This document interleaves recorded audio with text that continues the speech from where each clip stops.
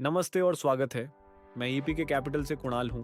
पिछले 2 दशकों से मुझे यह सौभाग्य मिला है परिवारों और निवेशकों को संपत्ति प्रबंधन के जटिल, लगातार विकसित होते परिदृश्य में मार्गदर्शन करने में मदद करने के। वर्षों के दौरान मैंने संपत्ति वर्गों को उभरते, विकसित होते और परिपक्व होते देखा है। आज हम गहराई में जाने वाले हैं, एक वित्तीय उपकरण में जो महत्वपूर्ण ध्यान आकर्षित कर चुका है, अद्भुत जिज्ञासा उत्पन्न की है और भारत में एक विशाल नियामक परिवर्तन का सामना कर चुका है। अंत तक रुकने का ध्यान रखें, क्योंकि मेरे पास आपके लिए एक खास सरप्राइज है। और अगर आपको यह सामग्री पसंद आए, वीडियो को लाइक और शेयर करें। हमारे चैनल को सब्सक्राइब करना ना भूलें, ताकि आप निवेश की दुनिया से सब कुछ सीख सकें और वित्त को आपके भविष्य को सुरक्षित बनाने के लिए।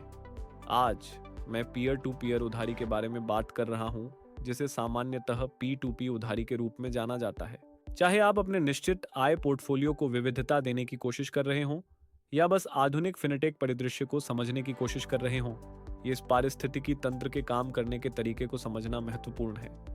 P2P उधारी आज कहाँ खड़ी है, इसकी सच्ची सराहना करने के लिए हमें पहले यह देखना होगा कि उधारी कैसे विकसित हुई है। पारंपरिक रूप से, यदि आप अपनी बचत पर एक पूर्वानुमानित रिटर्न कमाना चाहते थे, लाभ के विकल्प स्पष्ट थे। आपने एक बैंक में जाकर एक निश्चित जमा खोला, बैंक आपके पैसे ले लेगा, आपको शायद 5 या 6% की एक मामूली ब्याज दर देंगे और फिर उसी पैसे को उधार देंगे, व्यक्तियों या कंपनियों को 10, 12 या 15% पर। बैंक ने अंतर को अपने पास रखा, क्योंकि उन्होंने संचालन का प्रबंधन किया और जोखिम को सहन किया। स्पेक्ट्रम के दूसरे छोर पर भारत के पास अनौपचारिक, अनियमित पीयर टू पीयर उधारी का एक लंबा इतिहास है। पड़ोस के उधारी नेटवर्क या पारंपरिक चिट फंड्स के बारे में सोचें। जबकि इनसे उच्च रिटर्न मिले, वे विनाशकारी जोखिम और शून्य संरचनात्मक सुरक्षा के साथ आए। आधुनिक P2P उधारी एक प्रौद्योगिकी प्रेरित पुल के रूप में जन्मी। इन दो दुनियाओं के बीच यह पारंपरिक बैंकिंग मध्यस्थ को पूरी तरह से समाप्त कर देता है।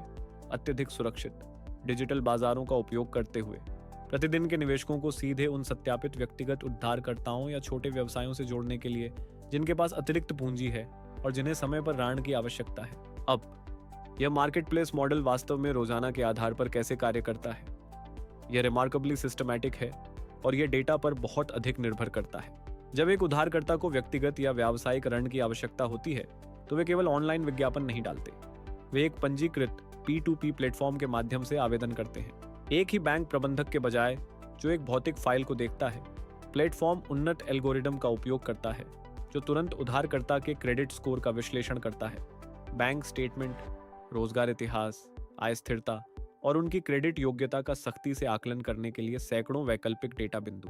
एक बार जब उधारकर्ता इस कड़े गेटकीपिंग प्रक्रिया को पार कर लेता है, तो उन्हें एक विशिष्ट जोखिम प्रोफाइल सौंपा जाता है और प्लेटफॉर्म पर सूचीबद्ध किया जाता है। बाजार के दूसरी ओर आप निवेशक लॉग इन करते हैं और अपनी पूंजी को तैनात करते हैं। महत्वपूर्ण बात यह है कि आपका पैसा किसी एक व्यक्ति के पास नहीं जाता। इस प्रणाली को सुरक्षित रूप से काम करने वाला असली तंत्र अंशांकन है। यदि आप 1 लाख रुपए का निवेश करने का निर्णय लेते हैं, तो प्लेटफॉर्म उसे एक उधारकर्ता को नहीं देता। इसके बजाय आपकी पूंजी को छोटे घटकों में काटा गया है, शायद 500 रुपए प्रत्येक, और स्वचालित रूप से 200 विभिन्न उधारकर्ताओं के बीच वितरित किया गया है। हर महीने जैसे ही ये उधारकर्ता अपनी समकक्ष मासिक किस्तें चुकाते हैं, मूलधन और ब्याज सीधे आपके निवेशक खाते में वापस आ जाते हैं। यह हमें एक विशाल संरचनात्मक नियामक परिवर्तन की ओर ले जाता है, जिसने भारत में P2P उधारी के परिदृश्य को पूरी तरह से पुनर्परिभाषित कर दिया है, जिसे भारतीय रिजर्व बैंक ने संचालित किया है। पिछले कुछ वर्षों में RBI ने बाजार को साफ करने और खुदरा निवेशकों की सुरक्षा के लिए बेहद सख्त दिशा निर्देशों के साथ हस्तक्षेप किया। सबसे गहरा परिचालन परिवर्तन स्वतंत्र एस्क्रो खातों का उपयोग करते हुए सख्त T+1 निपटान नियमों का कार्यान्वयन है। फंड एक एस्क्रो खाते में 24 घंटे से अधिक समय तक निष्क्रिय नहीं रह सकते। उन्हें सीधे सत्यापित उधारकर्ता के पास जाना चाहिए या ऋणदाता को वापस लौटाना चाहिए। अधिक महत्वपूर्ण बात यह है कि RBI ने क्रेडिट गारंटी या सुनिश्चित न्यूनतम रिटर्न पर पूर्ण प्रतिबंध लगा दिया है। अब डिफॉल्ट दरों को छिपाने का कोई तरीका नहीं है। इन कड़े दिशा निर्देशों के कारण उन बंद उपयोगकर्ता समूह मिलान मॉडलों को अपनी निवेश शाखाओं को पूरी तरह से पुनर्गठित या बंद करना पड़ा है। वो दिन आधिकारिक रूप से खत्म हो गए हैं। आज पारदर्शिता कानून है। आप ठीक से देख सकते हैं कि आप किसे उधार दे रहे हैं और प्लेटफॉर्मों को झूठे वादों के पीछे डिफॉल्ट छिपाने से मना किया गया है। यह नियामक पारदर्शिता जोखिम बनाम लाभ की कठोर वास्तविकता को उजागर करती है। वर्तमान बाजार में P2P प्लेटफॉर्म 10% से 14% तक के लाभ दिखाते हैं। एक आर्थिक वातावरण में जहां पारंपरिक निश्चित जमा अक्सर करों के बाद महंगाई को आराम से पीछे छोड़ने में संघर्ष करते हैं, ये 2 अंकों की संख्याएं समझ में आने वाली रूप से आकर्षक हैं। हालांकि हमें अंतर्निहित गणित के बारे में पूरी ईमानदारी से बात करनी चाहिए। उधारकर्ता की चूक का जोखिम 100% आपके उधारदाता के साथ है।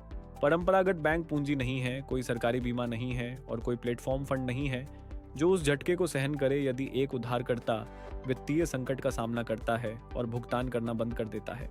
इसे एक व्यावसायिक संपत्ति को किराए पर देने की तरह सोचें। यदि आपका किराएदार समय पर भुगतान करता है तो आपकी किराए की आय शानदार होती है, लेकिन यदि वह किराएदार चूक करता है तो वह वित्तीय नुकसान पूरी तरह से आपके ऊपर आता है। उच्च लाभ इसलिए है क्योंकि आप एक क्रेडिट प्रदाता की भूमिका में कदम रख रहे हैं, व्यक्तियों या छोटे उद्यमों के सीधे जोखिम को स्वीकार कर रहे हैं। भाग्यवश आपको अंधेरे में उड़ान भरने की आवश्यकता नहीं है। आरबीआई ने आपको सुरक्षित रखने के लिए कानूनी ढांचे में मजबूत संरचनात्मक सुरक्षा उपाय बनाए हैं। पहले, किसी भी व्यक्तिगत निवेशक के लिए सभी P2P प्लेटफॉर्मों के संयोजन में 50 लाख रुपए का एक कठोर समग्र जीवन काल उधारी सीमा है। दूसरे, नियमों में पूरे पारिस्थितिकी तंत्र में किसी एक उधारकर्ता के लिए 50,000 रुपए की सख्त सीमा निर्धारित की गई है। यह अनिवार्य विविधीकरण सैकड़ों माइक्रो लोन में आपके लिए डिफॉल्ट्स के खिलाफ सबसे अच्छा सुरक्षा कवच है। पूंजी सुरक्षित रहती है। यदि आप पूंजी को 500 उधारकर्ताओं में फैलाते हैं तो कुछ डिफॉल्ट आपकी उपज को थोड़ा कम कर सकते हैं, लेकिन यह जोखिम को एक प्रबंधनीय सांख्यिकीय लाइन आइटम में बदल देता है। अब आइए चर्चा करें कि यह आय आपके निचले रेखा पर कराधान के माध्यम से कैसे प्रभाव डालती है। P2P ब्याज को अन्य स्रोतों से आय के रूप में वर्गीकृत किया गया है। यह महत्वपूर्ण है कि इसे पहचाना जाए कि यह आय आपकी प्रगतिशील आयकर स्लैब दर पर कर लगाया जाता है। हर रुपया सीधे आपकी कर योग्य आय में जोड़ा जाता है। इसलिए यदि आप उच्चतम कर श्रेणी में हैं तो उन 2 अंकों के लाभ का एक महत्वपूर्ण हिस्सा करों की ओर जाएगा, जिसका अर्थ है कि आपको हमेशा अपनी शुद्ध कर के बाद की उपज की गणना करनी चाहिए। P2P उधारी एक रणनीतिक वैकल्पिक निश्चित आय उपकरण के रूप में कार्य करता है। यह मासिक नकदी प्रवाह के लिए एक अलग सावधानीपूर्वक नियंत्रित श्रेणी में आता है। अब आश्चर्य के लिए एक बोनस के रूप में मैंने उच्च नेटवर्थ NRI के लिए 7 महंगे कर जाल पर एक गहन गाइड बनाई है। विवरण में लिंक पर क्लिक करें। पीढ़ियों के बीच संपत्ति का सफल प्रबंधन करने के लिए जिज्ञासा और गहन समर्पण के बीच एक स्वस्थ संतुलन की आवश्यकता होती है। पीयर टू पीयर लैंडिंग एक परिष्कृत बाजार में विकसित हो गई है, लेकिन यह एक ऐसे निवेशक की मांग करती है जो खेल के नियमों को पूरी तरह से समझता हो। यदि आप अपनी संपत्ति की संरचना का विश्लेषण करना चाहते हैं तो हम आपको हमारे साथ उस बातचीत की शुरुआत करने के लिए आमंत्रित करते हैं। EP के कैपिटल में हम पीढ़ियों के लिए संपत्ति का निर्माण करते हैं।